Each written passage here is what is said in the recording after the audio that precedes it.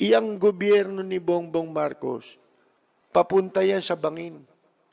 Maniwala kayo sa akin at sa hindi. Wala pa tayong sinasabing bihira yung hindi nagkakatotoo, mga kaibigan.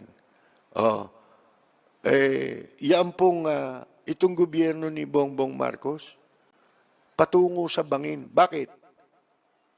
Napasok na sila ng sindikato. Hindi nyo alam kung sino nag-a-appoint sa gobyerno. Baka kala ninyo. Baka hindi ninyo alam. Marami kayong hindi alam kasi.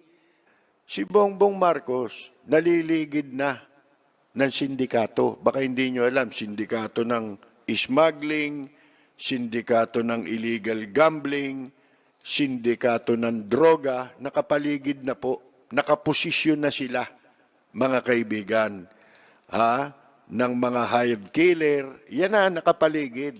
Kaya makikita na ninyo Maaring magtagumpay sila sa simula,